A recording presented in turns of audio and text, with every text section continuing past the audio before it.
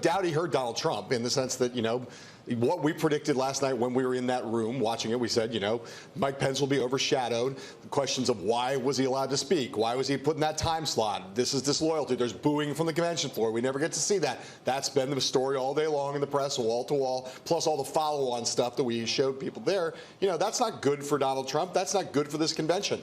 I think the long-run question about whether it hurts Cruz's political future is the thing that we can't tell, I think, from here in Cleveland, which is how did that speech play outside the hall, and does Trump win?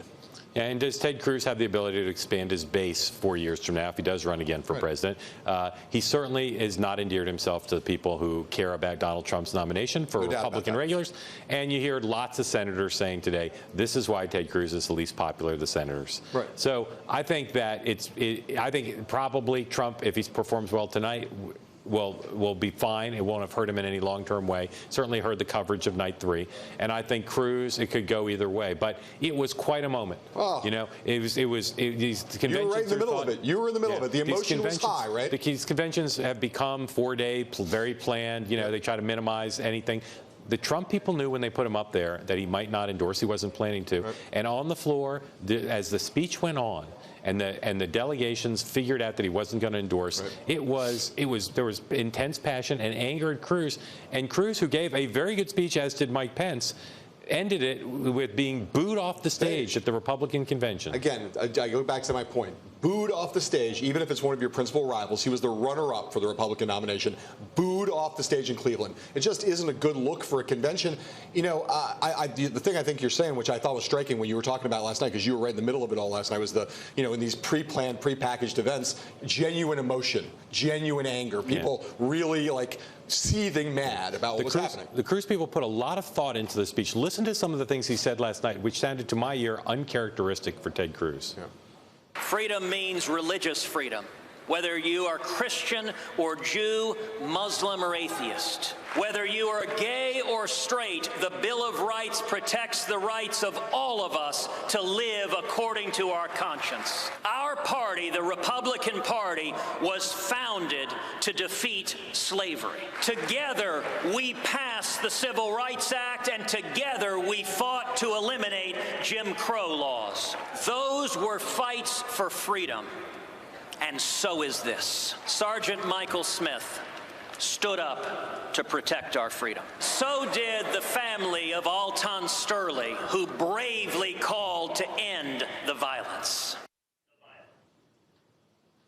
So a lot of things there that stand out to me. Defending the right of atheists is not something I would associate normally. What's going on with Ted Cruz and some of that stuff? I think we all agree that at least part of what's going on here is Ted Cruz positioning himself for 2020. That speech, those parts of that speech to me sounded like the kinds of things Ted Cruz would have said were he the Republican nominee at this convention in an attempt to broaden beyond his normal base. And he's still making that same speech, basically putting down a placeholder for what kind of a candidate he will be, assuming, as he clearly does, Donald Trump is not just going to lose, but potentially lose badly, and his stature will therefore be enhanced by what he did last night. That's still an open question. He says he's still waiting. Maybe he'll endorse, but at this point, I'm not sure they'd want his endorsement. Right.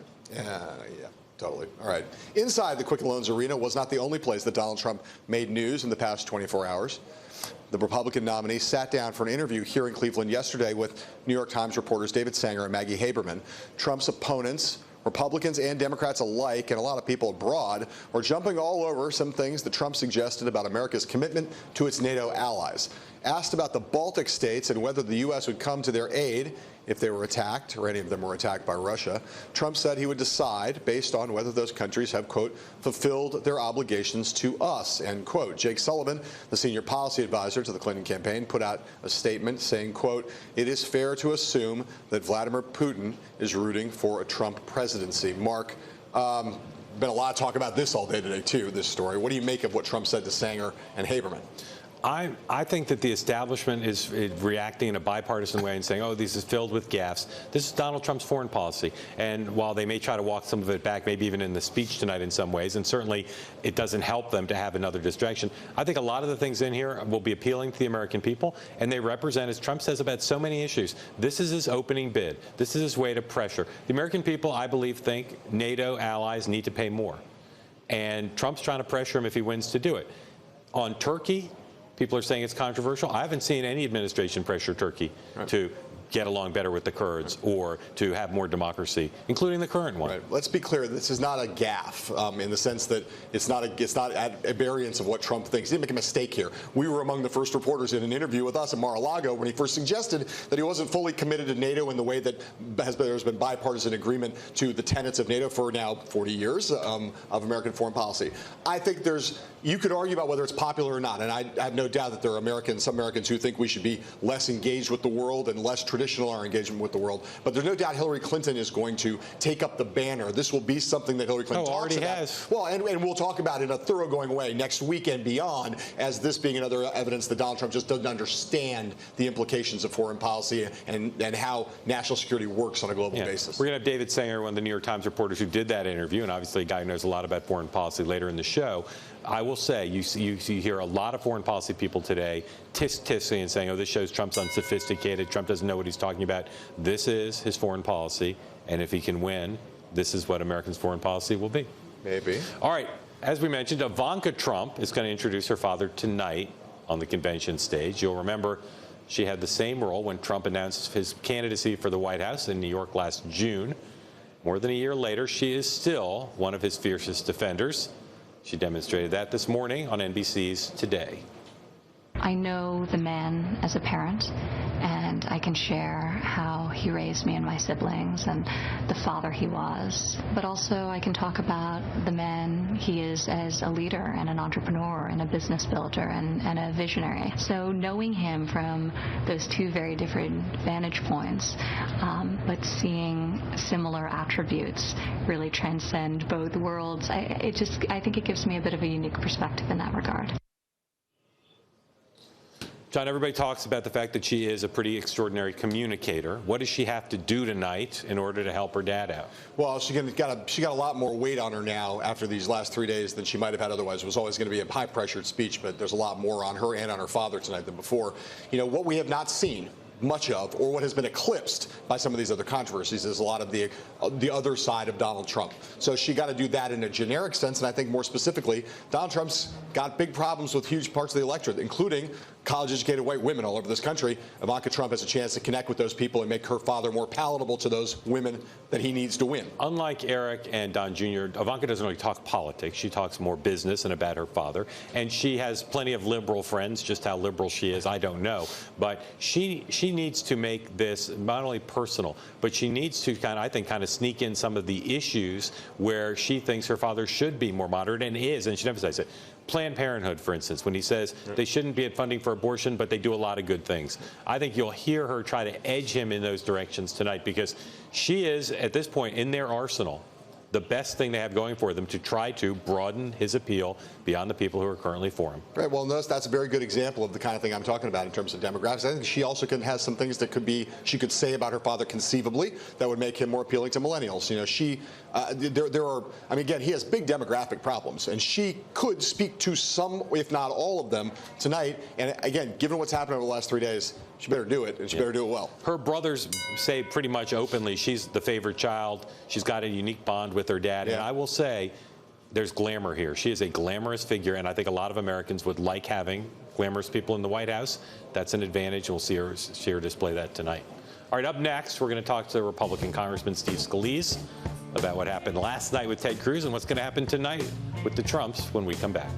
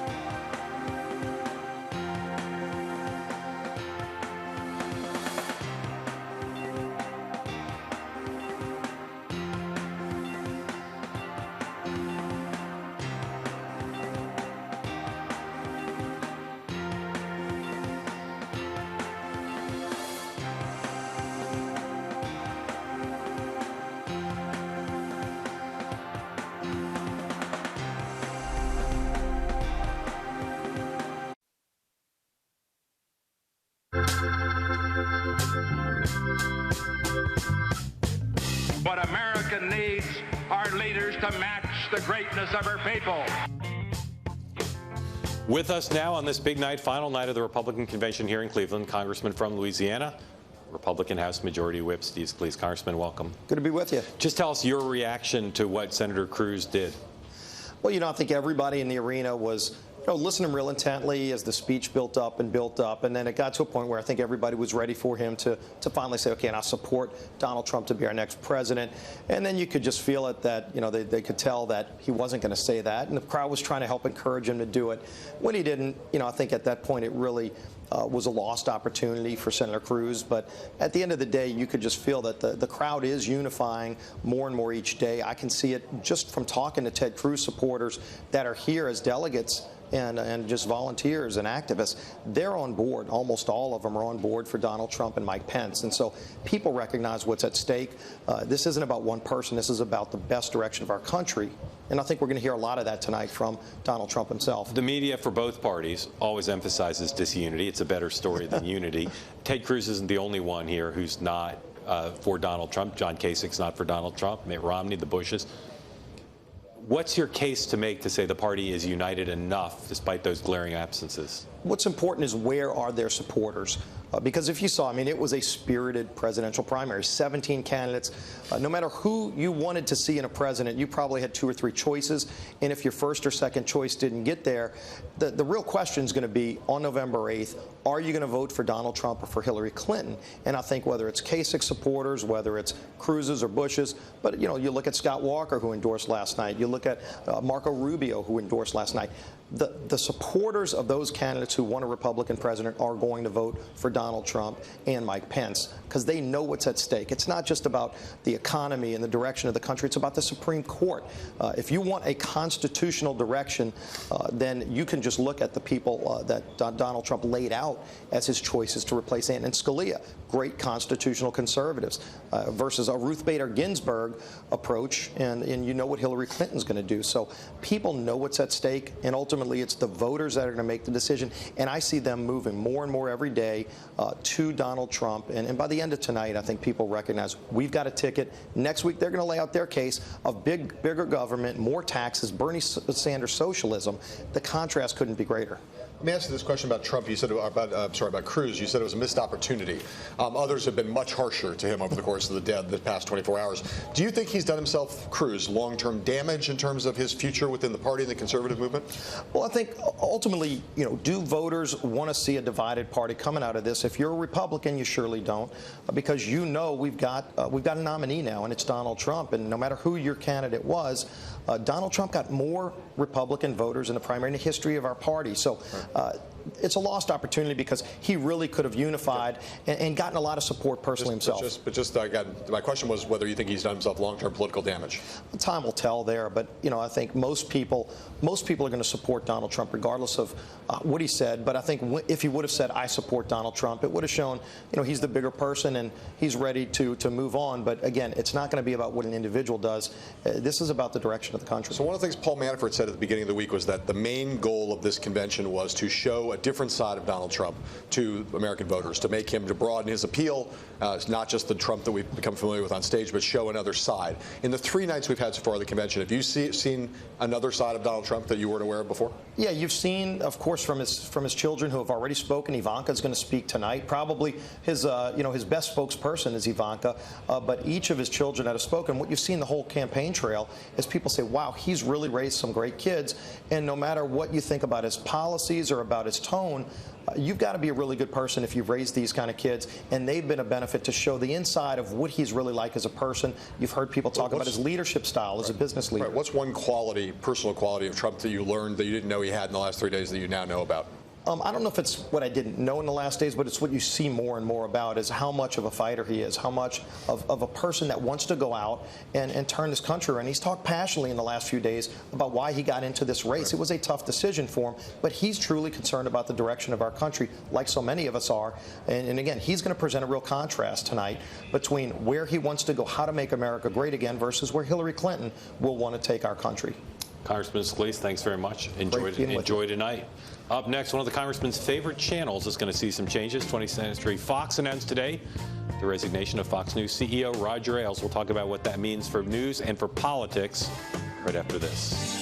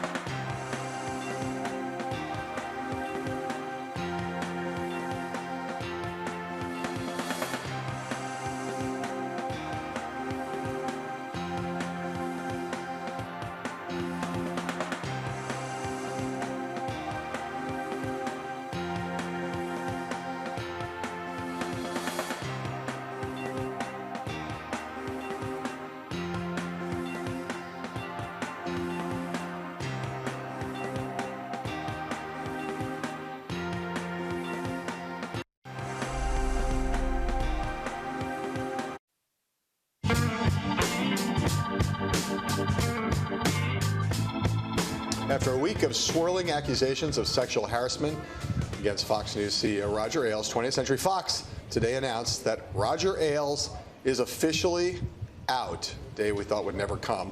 Rupert Murdoch will take over as acting CEO of the network. Here to give us a fair and balanced assessment of the story is Jim Rutenberg, the media columnist for the New York Times. Jim, just a gargantuan story. What does it mean for Fox News that Roger Ailes is out? I mean, it just will never be the same. It can't be the same network. Roger Ailes is the network, and I don't think that's ever overstated. The whole way it is because of Roger Ailes. So can it survive? I mean, again, what's its future in a world? I know we don't know who the new, we have Rupert Murdoch in temporarily. We don't know who the new leader is going to be, but how uncertain a future do you think it now faces? I mean, the way its future depends on the Murdoch family. Rupert Murdoch co-founded it with Roger Ailes and very much approves of the way it is. And I think it's so interesting that he's an interim CEO, right? He's quite elderly. He's plenty on the ball. He'll try to maintain it in the kind of Roger Ailes way to the extent that he can for the time being. But Rupert Murdoch's sons, James and Lachlan, they're not their father. They may want to change the network a little bit, but they have to be careful. That network makes so much money, and it's such a destination, especially for movement conservatism. So they could fundamentally change that network. And even if they decide to keep it the way it is, again, without Roger Ailes, it just can't be the way it is. Donald Trump, like Mitt Romney before him, does a disproportionate number of his interviews with Fox News Channel programs. Is that likely to continue in the short term without Ailes? I think before I knew Rupert Murdoch was going to be the interim CEO, I thought maybe that could change. Because it's Rupert, I think that will remain the same for now. But if I were your network, I'd be trying. I think it's there's going to be more of a shot at that. Well, I worked at ABC News when Roone Arledge left. I'm well aware of that. Just made a huge difference. The DNA of ABC News was Roone Arledge. What's an example of something that Ailes did day to day that probably now will be different because he won't be there? I sat there. I spent a week in his office once, several years ago.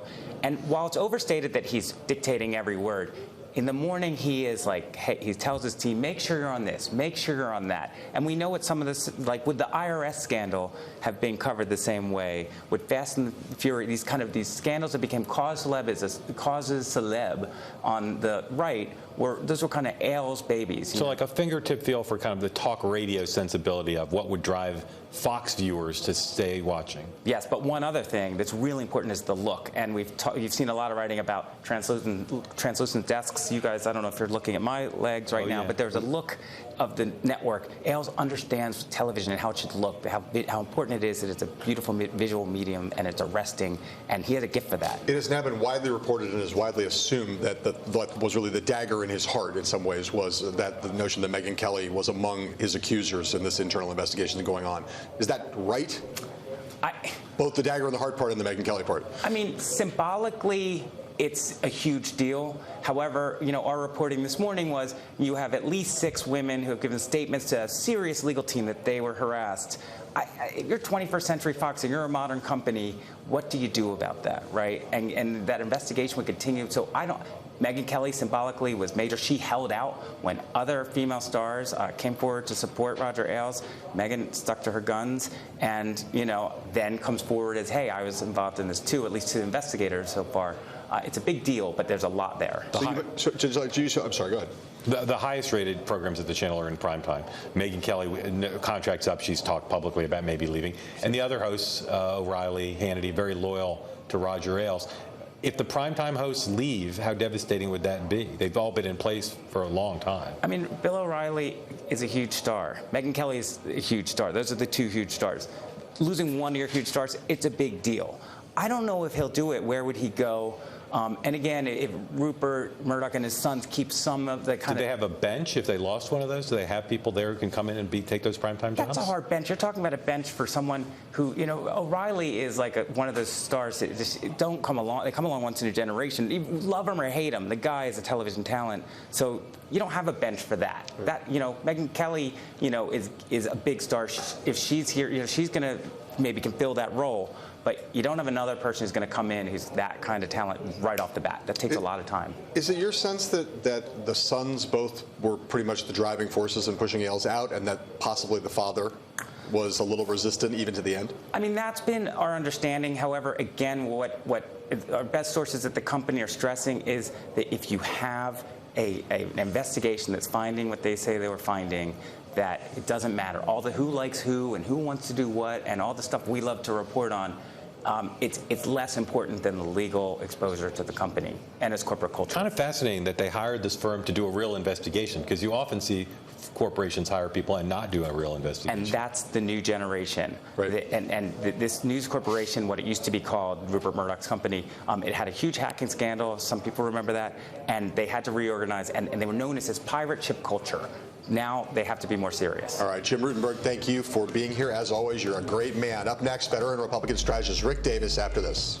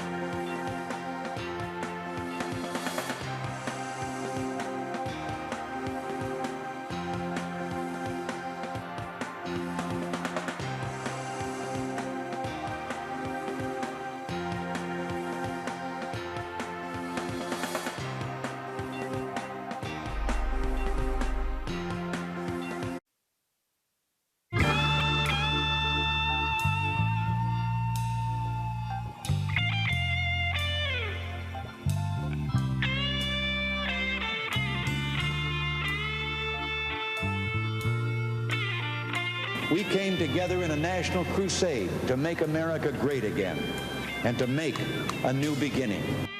Wrong prompter. Guys, wrong prompter. Welcome back. Joining us now here at the table, our friend Al Hunt, a great man. And Jenna Johnson, how are you? Good to see you at the Washington Post. You guys, it's been an incredibly eventful 3 days. Al, you've done a lot of these conventions. So put it in perspective for us. Give us the big picture. Well, there's no parallel. I've never seen quite like it. I suppose it doesn't. The old rules don't apply. If the old rules apply, the convention would be a near disaster by now. I don't think that's the case. They stepped on their lines almost every day, and yet they seem somehow immune from that.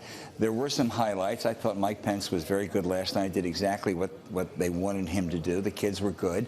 And there were some things that didn't work as well. But, you know, John, I don't know that it all has made a huge difference one way or another, except for perhaps Trump tonight. What's your sense of, like, really what Trump world thinks about how this is going? There was obviously a public face, which is everything is great. Everything's been fantastic. It's all been awesome. What's your reporting say about what their real view is? There's a lot of frustration. And this started on Monday when Donald Trump called into Fox News to do an interview during the convention, to the surprise of many people on the campaign and to the anger of some of the people who were at the convention. And then soon after that, you had this controversy over Mrs. Trump's speech. And that was very similar to the speech that Michelle Obama gave back in 2008. And so there's kind of been this feeling of, even when they think they're going to have a great moment, when they're going to put Donald Trump's wife out there to speak for him and humanize him, something seems to happen to kind of blow that up. So we'll see how tonight goes. This week was supposed to be about unity, and we've seen shades of that here and there, but the whole arena, broke into boos when Senator Ted Cruz didn't endorse Donald Trump. Jenna, let me pick up on that, because you're so right. It's supposed to be about unity, and yet we went to a breakfast Monday morning, right as the convention was starting. Paul Manafort, the Trump campaign manager, and one of the first things he does is blast John Casey, the popular governor of Ohio. You know he didn't do that without Donald Trump's probably orders. So that's this great dichotomy that seems to exist. This morning, Pence was really good last night. What's the lead story? The interview he has for the New York Times talking about Trump. Yeah, Trump, talking about NATO, and saying tellingly, when they asked, what do you hope to get out of this convention? That people know how well liked I am. Let's hope they know. That's not normal. Yeah. Just put the Cruz thing in perspective, and whether you think that has implications for Trump. Leave Cruz aside, Trump going forward. I don't think per se it does. I don't buy into either theory that it helped unify the party. It was kind of diabolical in that sense, or I don't think it really hurt very much either. The huge calculations on the part of Cruz, and we'll find that out later. Right. I think, going to Jenna's point about unity was supposed to be the purpose of it. And again, maybe it doesn't matter, but a convention where the second and third place finishers won't endorse the nominee, where prominent governors, Michigan and Illinois and Massachusetts and elsewhere, aren't here, prominent senators, really the brightest young women House members. That's not a convention of unity. By conventional yardsticks, that's a disaster. By today's yardsticks, perhaps not. Jenna, Hillary Clinton's been extraordinary, and her campaign have been extraordinarily aggressive this week in public events and bracketing every utterance. Any idea what the Republicans and Trump himself plan next week when the Democrats are in Philadelphia? Well, we'll see, but I think that they're looking to be just as visible and to upstage her whenever possible. If there's one theme that has kind of hung over this whole week, there's the campaign themes, make America safe again, make America work again, make America first again. But the real theme of the week has been, we can't let Hillary Clinton be president. And that has been the theme of almost every speech of every speaker who's been getting up. And the Clinton campaign was fighting back against that. I have to think that that messaging is going to continue next week. This is one issue that Republicans can rally around. Whether they like Donald Trump or not, they don't like Hillary Clinton. Unites the convention floor. Only him that does. Right. And Trump will do the same thing in Philadelphia next week for Democrats. Have you spotted a rising star here, or two, or any? on stage often at conventions you do. Well, you do often, and I certainly think you think of the kids to begin with, but it's their first test. They look good the first test. We'll see. I can't say there's anybody, John, that I say, gosh, they were so good. They're really going to be, terrific in the future. How about you guys? Do you see a rising star here? Tom Cotton's pretty intriguing. Yeah. He's very self-possessed for his age, and of course he's got about 40 more years to think about running. A long time, right? Right. But even Jenna will be a pro by then. the reality is, there's, as you said, there's so many people skipping it. Yeah. So many of the best people in the party aren't here. Normally on the floor, you walk around, you see lots of prominent politicians. Yeah. Chris Christie's down there. Scott Walker was down there for some of it, but mostly it's rank and file delegates. My highlight last night was in South Carolina with Lee Atwater's wife. So, boy, am I an old-timer if that's your highlight. But that's true. And the other thing is the Trump people who are, the people who would be with him if he shot someone on Fifth Avenue, I think it was about a third of the convention. They are really excited. There's a third that just accepted Trump. They say, yeah, we're for it. They'll waive the veterans for Trump. And there's a third that will make it quite clear they're very unhappy. Yeah. What do you think the probability is by the end of this campaign that he actually will shoot someone on Fifth Avenue? Just to test the premise. Again, I have stopped making predictions in this campaign. You know much more than I do, but I will predict confidently that he will give out a slew of interviews next week during the Democratic convention. Yeah, I mean, it's interesting that normally you would say there's a 0% chance that he would actually shoot someone on Fifth Avenue, but this is an interesting. I think he's going to, as a favor to Rupert, he's going to do Fox and Friends as a co-host all next week. Yeah. Will Roger Ailes become part of the Trump campaign, Jenna? Maybe not officially. She seems like she knows something. Yes.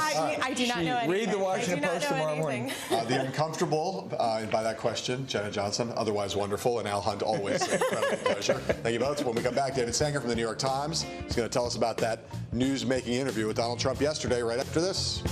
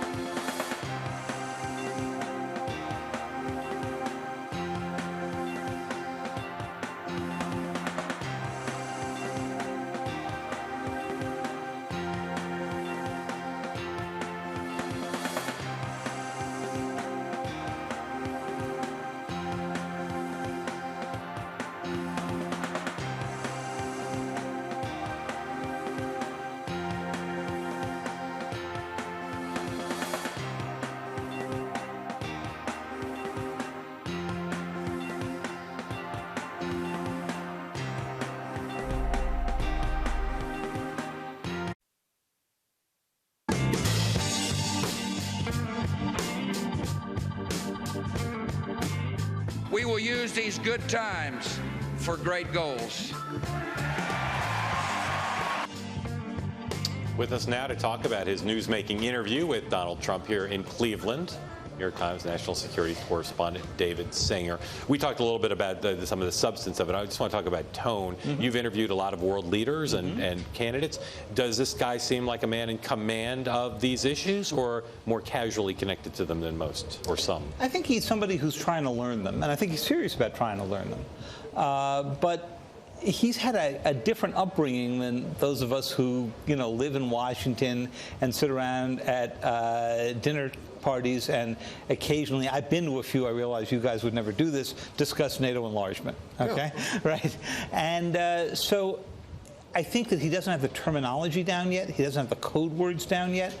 And that's fine with him, because the message he's trying to send is, if I become president, I'm going to really shake things up, and it's not going to be the way it was, and so you shouldn't count on the alliances the way they were. So to sit down with you, Maggie Haberman was there with you, but to sit down with you at this particular moment seems to be like a very purposeful thing to do, in the middle of this convention, wanting to send a message. Was there anything about the things he said that you felt like that was not purposeful, or was this all like very much, these were the things he wanted to say? The trouble he got in today was trouble he wanted to make with allies around the world and with others criticizing him? Well, he didn't know what we were going to ask him about, but we did have a lengthy interview with him in March where we took up some of the similar topics, and we tried to go beyond it here. I think that he wanted to show that in addition to the pageantry of a convention, that he's also dealing with the substance of what it would be like to be commander-in-chief. And frankly, I think the message that he sends out, which is fundamentally one of the allies can't expect a free ride, something you've actually heard from President Obama, and you've heard from people like Bob Gates and others. He adds another line, which is, and if they won't pay up more, we're going to cut off what we're doing for them. Now, that separates you out from the question of what are the American interests in having forward deployed troops? What are the American interests in keeping NATO together? And I'm not sure that he has spent a huge amount of time on those issues at this point, or who's advising him on them. Talk about his instincts. Again, people say, well, like Reagan didn't know a lot about the Soviet Union or about nuclear weapons, and yet people credit him with someone who had instincts about sort of the right big picture gut decisions. Does he seem to have those? Is that what's animating these answers? He's got a lot of instincts, but not surprisingly, they are the instincts that come from negotiating development deals. And so it's a very transactional approach to American foreign policy, whereas his party has had for 70 years a very relationship-building approach to American foreign policy, that we build up the NATO relationships because you never know what's going to happen in the world, and you need a bulwark against some kind of adversary. And then after the Soviet Union fell, remember, NATO was in search of a mission, but found it first in Yugoslavia, then some in Afghanistan and elsewhere. I think that he does not come to this with sort of a big mission picture. His view is the United States can take care of itself. So he's coming to it with each interaction is a discrete transaction. And that's where he and the party establishment, the foreign policy establishment, would separate. So transactional, sees a lot of these issues through an economic lens, not a security lens. That's right. Is there a philosophical underpinning that you think you can find? I mean, is he some hodgepodge, neocon, realist, isolationist? What's the picture of that on that front? I was struggling with that at the end of the last interview, and that's when in March, and that's when I said to him, if I had to characterize this, I would characterize it as America first. And I was expecting him at that time to say, no, this is not like the isolationist movement in the days leading up to World War II. But he said, no, he liked America first. And I came back to it yesterday, and he said, the reason that I like the phrase, and this is in the transcript that we posted on the New York Times website, the reason I like the phrase is I'm thinking of it in terms of today. It has no historical resonance for me.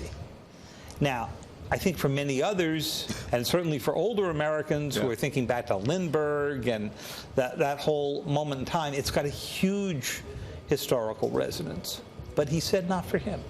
One of the most striking things to me is he said something that you might hear from a Cuban leader, basically saying, our house is not in order. We have problems here in America with race, et cetera, and therefore we're not necessarily in a position to criticize other people. Is that something that's a departure from what a lot of American leaders would say? Certainly. I think what you would hear from President Obama, what you used to hear from President Bush is, we are not a perfect nation, long way from it. You certainly hear this from President Obama on race-related issues. But he says, we are striving in that direction, and look where we've gotten from, say, the 1960s civil rights movement to today. But it's quite something to say we don't have the standing. That's right. What the argument he's making is a little more like what you hear if you read the Chinese or the Russian press, where they say, who are they to lecture us? They've got Ryan, they've got Ferguson, they've got bigger issues themselves, and so, you know, they should stick their nose out of our business. We're not telling them how to go deal with their own. It's an interesting thing I don't think he would necessarily agree with the statement that almost every other president would, which is that we are the indispensable nation. It doesn't feel like he believes that. I think that he would probably say, we are the most powerful nation, and we are willing basically to offer up that power if we are compensated for it. David Sanger, great interview, and you're nice to come back and share with us. Up next, veteran Republican strategist Rick Davis talks to us about how this convention's gone and where it's going right after this.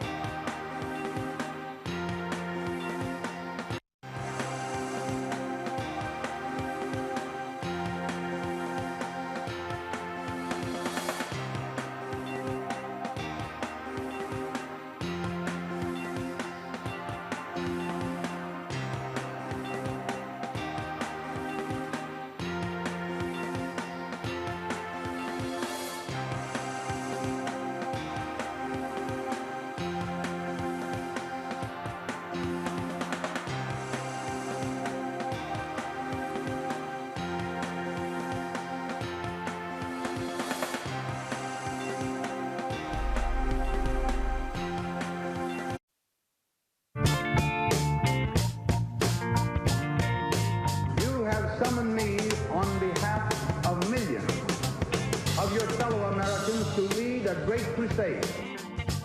Welcome back. Joining us is Rick Davis, the campaign manager for John McCain's 2008 presidential run. He also, interestingly, helped found a lobbying firm with Paul Manafort, Donald Trump's campaign chairman. Rick, thanks for coming on the show. Thanks for having me. I want you to take you back to 2008. That was an eventful convention in Minneapolis that you folks staged on the McCain campaign. Yep. Having experienced that one and experienced this one, what parallels and differences do you see? Well, I think, you know, certainly the parallels are that, you know, we unveiled Sarah Palin basically that week at the convention. There was a lot of new activity, a lot of excitement because of that. And I think Trump, different from McCain, had a lot of excitement already coming in. I think we had to generate some, right, because McCain was such a known quantity in those days. You know, it was much more traditional Republican orthodoxy, right? The guy who was supposed to win did.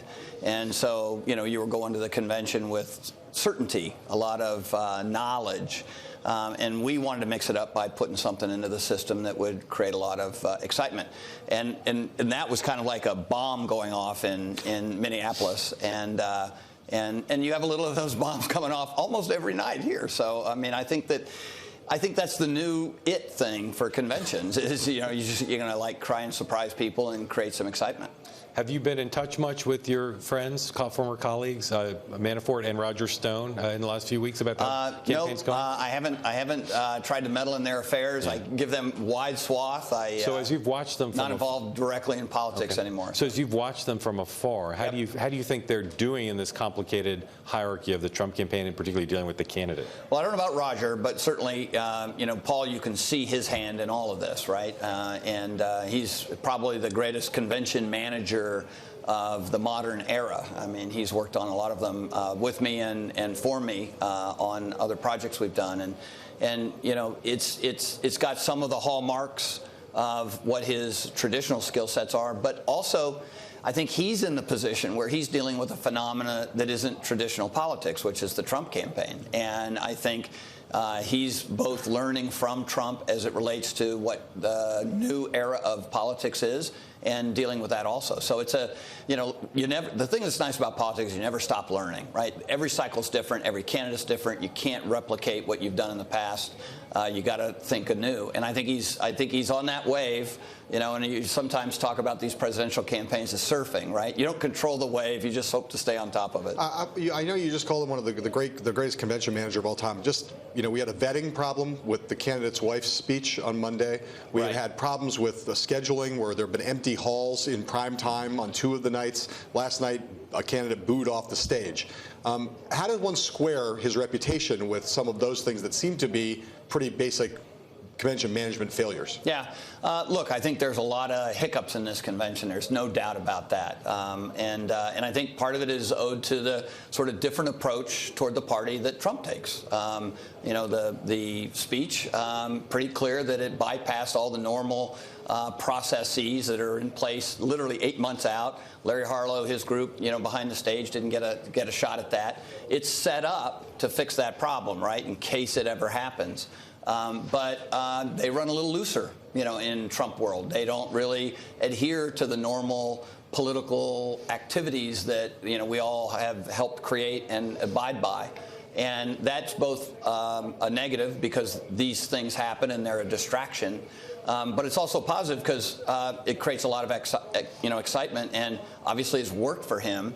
And I think my impression is Donald Trump's the kind of guy who likes to do things that work for him. What are some states that would be part of a Trump electoral college win, in your view, that are realistic? Well, I just know what they say, right? I mean, I'm not their strategist. They're looking to put in play these blue-collar white voters. It's pretty clear that the number one thing they're trying to do is, drive voter turnout in, sort of white-collar, blue-collar, white suburbs of Pennsylvania, Ohio, Michigan, Wisconsin. Now they're talking about New Jersey a little bit. Those are enticing. I can talk from my own experience. We thought we could do that too. We put money in 2008. We put money into Pennsylvania. We put money into Michigan. And we wound up yanking out of those places because we at this point in the campaign, those were close states. They were all within single digits. We thought we had a unique cast of characters, McCain and Palin. We thought we could change the political dynamic on the ground in those places, and we couldn't. We pulled out of Michigan. It was one of those very famous things where this was Palin going rogue, right? She's like, I'm going to Michigan. I said, no, you're not. We're not. We just pulled our TV out of Michigan, and this was in late September. Is there reason to think that Trump would be a stronger Michigan candidate, more stronger Pennsylvania candidate than McCain? Look, my own sense is it's a little bit of fool's gold, right? I think every campaign gets lulled into this false sense that. But the alternative's given up. Well, I mean, look, they get to pick where they want to play, right? And I think this narrative sort of fits the candidate. They have to give you a narrative that here's how we're going to win. It's better narrative, I think, than if they were saying we're going to go to the normal places like Florida and North Carolina and places like that to put in play. He's clearly got a Hispanic voter problem, right? He's not going to get as much as Romney probably got. Certainly not as much as McCain got, and probably half of what Bush got. So, those states are highly sensitive to that kind of turnout, and so it wouldn't be plausible to anybody that he could make that work. Real quick, polls say it's basically a coin toss right now. It's basically a split race. Who's the favorite and who's the underdog? Look, I think you got to assume that Hillary Clinton, with her money advantage, her ground game advantage, her third term of Barack Obama, she's basically running as an incumbent. You always give the incumbent the advantage. So I think in this case, you got to call it that. But look, I read the same polls you guys do. Ohio, Michigan, these places look really good right now. So I think you got to play that card out and see where it goes. All right, Rick Davis, thanks for coming in. Good to see you. Up next, a quick word from our friend and famous filmmaker Jay Roach. And if you're watching us in Washington, D.C., you can listen to us as well on the radio at Bloomberg 99.1 FM. We'll be right back.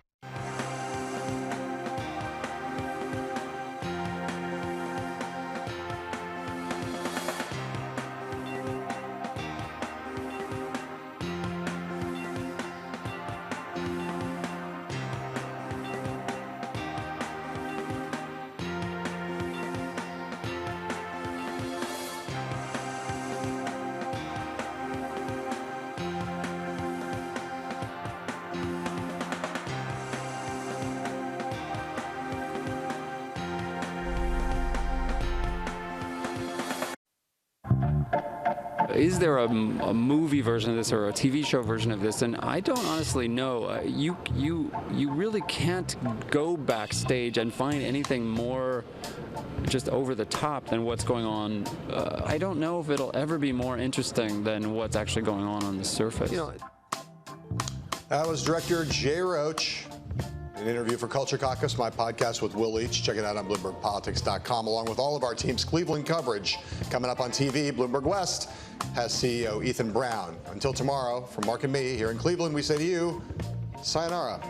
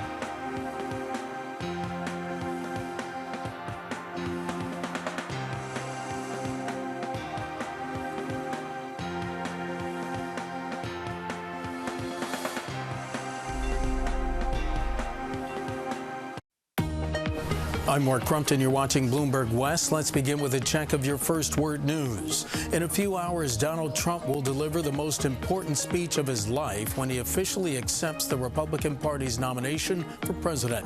He'll attempt to make the case that the country and skeptical members of his party should fall in line and why he should be the next commander-in-chief. Tonight's theme is Make America One Again. Mr. Trump and Hillary Clinton are tied in the battleground state of Ohio. According to a new Suffolk University poll, Clinton and Trump are both at 44%. In a four-way poll, Mrs. Clinton leads Mr. Trump 43-39. Libertarian Gary Johnson's at 5%. Green Party nominee Jill Stein is at 1%.